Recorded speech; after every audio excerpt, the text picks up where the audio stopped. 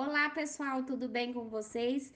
Eu sou a Polly e hoje nós vamos falar sobre a ataxia de Machado-Joseph, também conhecida como ataxia autossômica dominante tipo 3 ou ataxia espinocerebelar do tipo 3.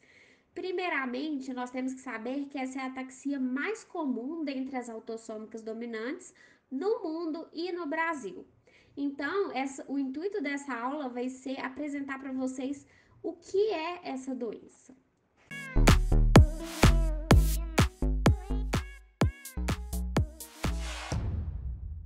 Primeiramente, a ataxia são doenças que provêm principalmente de alterações cerebelares. E o cerebelo é essa estrutura em azul que se localiza na fossa posterior do crânio.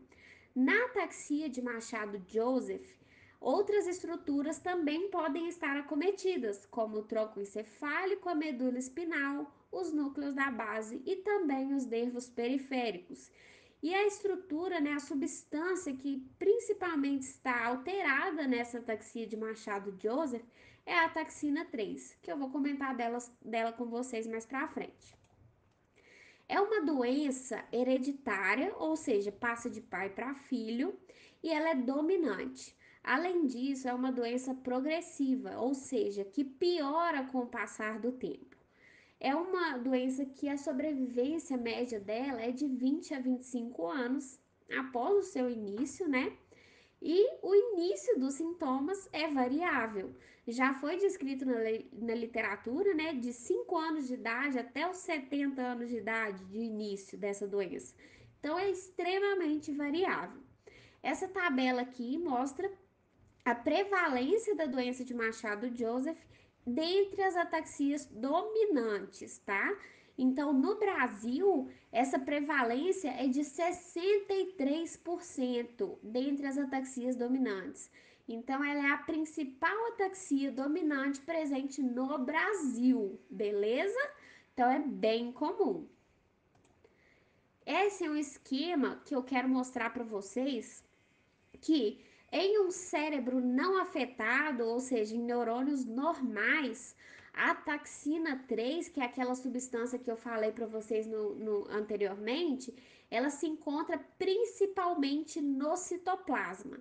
Ela possui uma pequena quantidade no núcleo da célula, mas ela se encontra principalmente no citoplasma.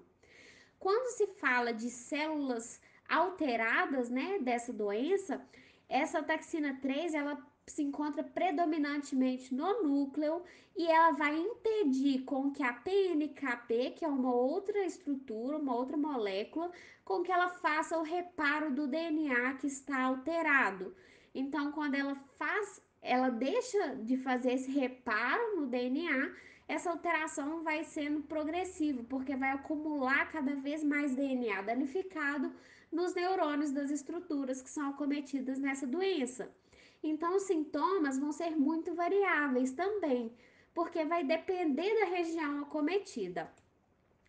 Aqui, só para mostrar para vocês, em uma ressonância magnética, que a principal alteração encontrada nessa doença de Machado-Joseph é uma atrofia, né, ponto cerebelar, que acontece na ponte e no cerebelo, e ela causa uma dilatação do quarto ventrículo, porque sobra espaço para ele, né?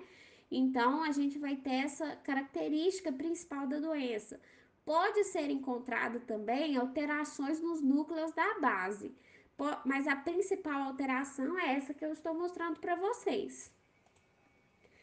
Dentre os sintomas, como eu disse, são muito variáveis, porque depende da região em que está acometida, em que tem essa taxina 3 lá no núcleo, impedindo com que o DNA seja recuperado, né? Então, o principal sinal dessa doença é o sinal de Collier, que se caracteriza por uma oftalmoparesia, que é uma paresia da musculatura ocular, juntamente com uma retração palpebral. Então, o olho dessa pessoa vai ficar esbugalhado e esse é o principal sinal da doença. Ela também pode ter outros sinais do sistema oculomotor, como por exemplo, nistagmo e lentidão dos movimentos oculares. Em relação à marcha, nós temos desequilíbrio em coordenação motora da marcha. Como é uma doença progressiva e essa pessoa já tem alterações na marcha basicamente, né, desde o início da doença, essa pessoa possivelmente irá para uma cadeira de rodas por conta dessas alterações, além de outras, né, que eu vou citar mais para frente. Pode ter também atrofia facial e temporal, amiotrofia distal, que também favorece a ida para essa cadeira de rodas. A amiotrofia distal é uma atrofia da musculatura distal dos membros superiores e inferiores. A atrofia é generalizada, né? Mas é principalmente distal.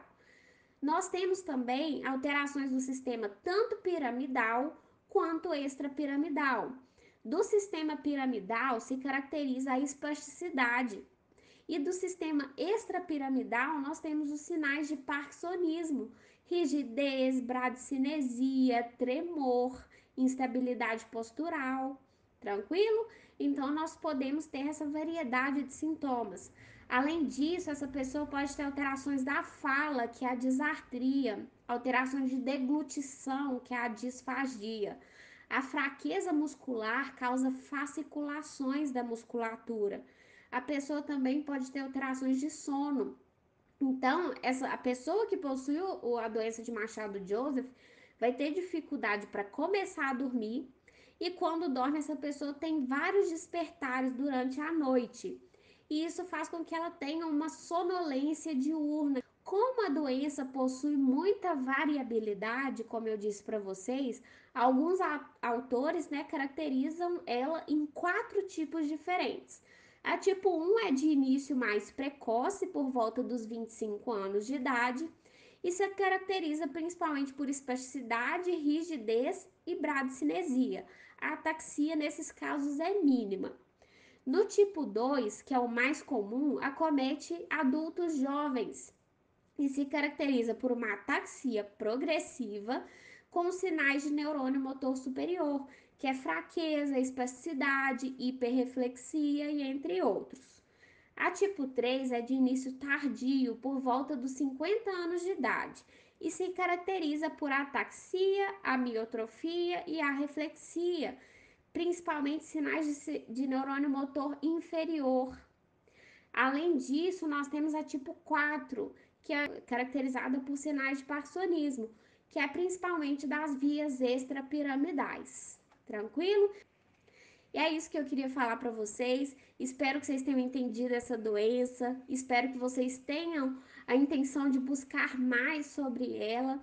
E eu agradeço por terem me assistido. Já se inscrevam aqui no canal, me sigam lá no Instagram, que eu vou adorar ter vocês por lá, viu?